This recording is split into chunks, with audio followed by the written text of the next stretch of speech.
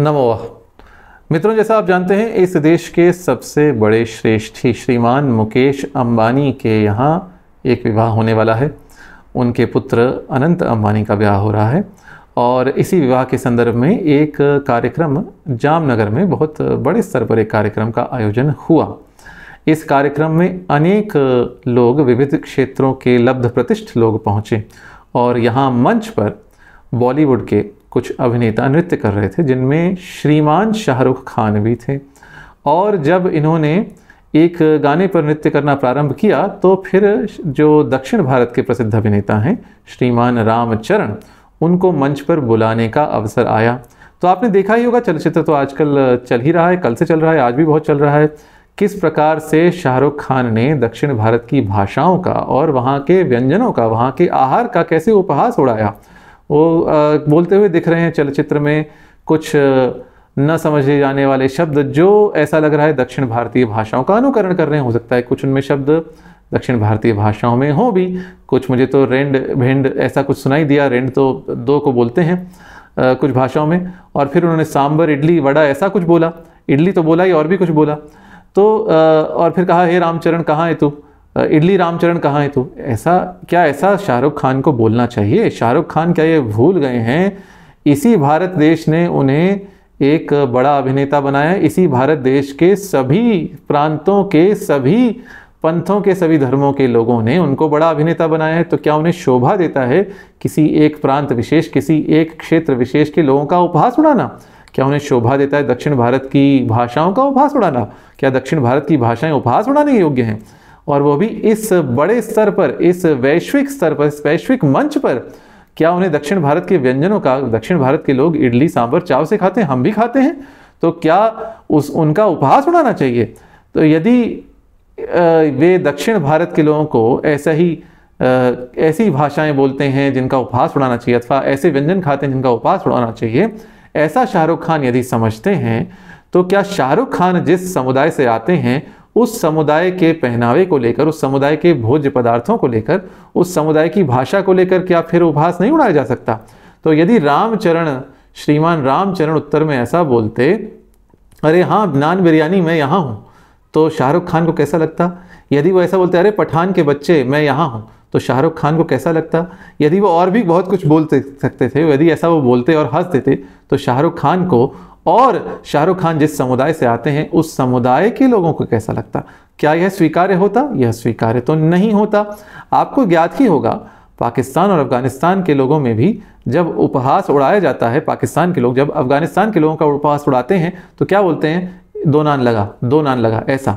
तो अफगानिस्तान में नान लगाने वाले पाकिस्तान में काम करते हैं, तो इसलिए उनको ऐसा कहा जाता है।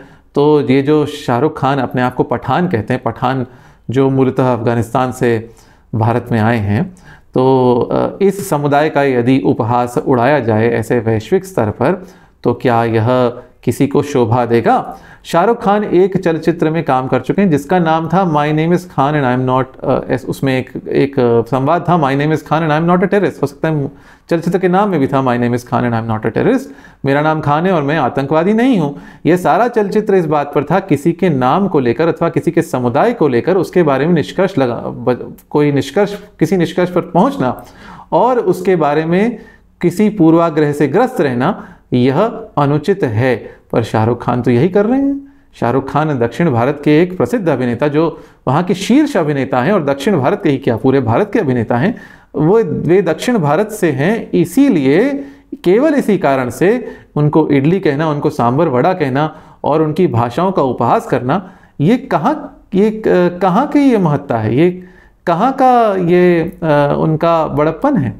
शाहरुख खान को ऐसा करने से पहले सोचना चाहिए। हो सकता है वे कुछ आवेग में आकर कुछ कर बैठे हो सकता है मंच पर कुछ उनमें विशेष उत्साह हो गया इसलिए कर बैठे हों। यदि ऐसा है तो उन्हें क्षमा याचना करनी चाहिए। यदि ऐसा नहीं है तो ऐसा भी संभव है उनके मन में ही दक्षिण भारतीयों के प्रति ऐसी भावना है, तो यह तो उचित नहीं है। शाहरुख खान को स्पष्टीकरण देना चाहिए। देखिए, मैं सभी भारतीय भाषाओं का सम्मान करता हूँ, और दक्षिण भारत की भाषा हो, उत्तर भारत की भाषा हो, पूर्व भारत की भाषा हो, पश्चिम भारत की भाषा हो, जो लोग हैं उन सबका सम्मान होना चाहिए। जब देश में ऐसा एक समारोह हो रहा है जिसमें देश के कोने कोने से लोग आकर भाग ले रहे हैं, तो वहाँ पर ऐसी भाषा, इस प्रकार से उपहास करना किसी को शोभा नहीं देता। यद्यपि मैं यह अवश्य कहूँगा, बॉलीवुड में ऐसा करने की एक प्रथा चल पड़ी है।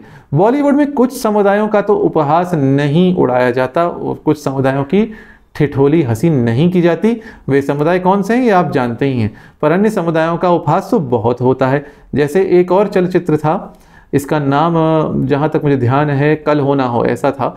इसमें गुजराती समाज का कैसा उपहास उड़ाया था, कैसा उनको किस प्रकार से दिखाया गया था। उन पर एक गीत भी छायांकित किया गया था जिसमें गुजराती समाज का ही उपहास किया गया था। यह मुझे बहुत बुरा लगा था।